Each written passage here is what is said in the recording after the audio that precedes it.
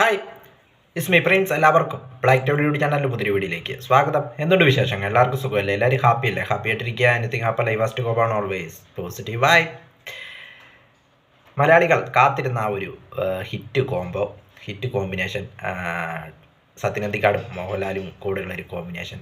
ആ കോമ്പിനേഷനിൽ ഒരുങ്ങുന്ന ഹൃദയപൂർവ്വം എന്ന ചിത്രത്തിൻ്റെ ടീസർ അണിയർ പ്രവർത്തകർ പുറത്തുവിട്ടു. ആശീർവാദിൻ്റെ യൂട്യൂബ് ചാനലിലൂടെയാണ് അണിയർ പ്രവർത്തകർ ടീസർ പുറത്തുവിട്ടത്. 5 മണിക്കാണ് ചിത്രത്തിൻ്റെ ടീസർ പുറത്തുവിട്ടത്.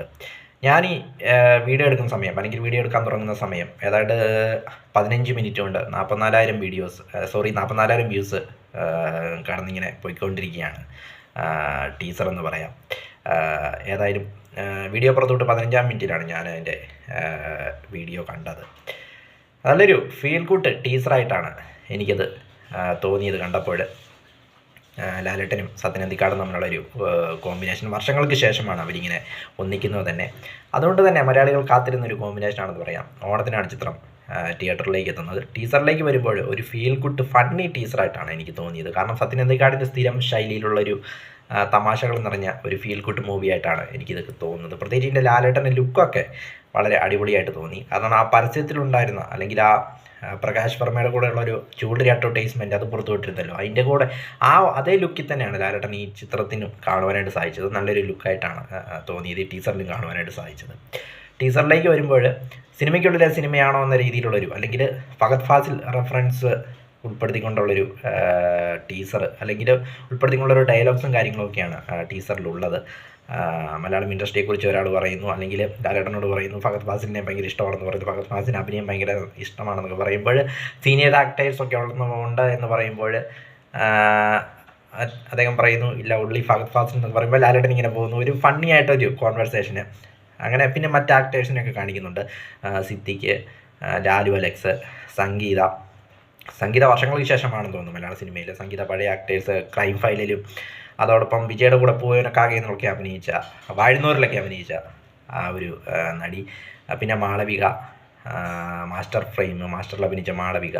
അങ്ങനെ നീണ്ടുപോകുന്ന കാസ്റ്റിങ്. ഏതായാലും സത്യനന്ദിക്കാടിൻ്റെ ചിത്രമായതുകൊണ്ട് തന്നെ നല്ലൊരു ഫീൽ ഗുഡ് മൂവി ആയിരിക്കുമെന്ന കാര്യത്തിൽ യാതൊരു സംശയമില്ല. ഒട്ടേറെ നല്ല സിനിമകൾ മലയാളത്തിന് സമ്മാനിച്ച ഒരു എവർഗ്രീൻ ഡയറക്ടറാണ് അദ്ദേഹം. അതോടൊപ്പം ലാലേട്ടനും സത്യനന്ദിക്കാടും തമ്മിലുള്ള ഒരു കൂട്ടുകെട്ടെന്ന് പറയുന്നതും ഒരു എവർഗ്രീൻ കൂട്ടുകെട്ടാണ്.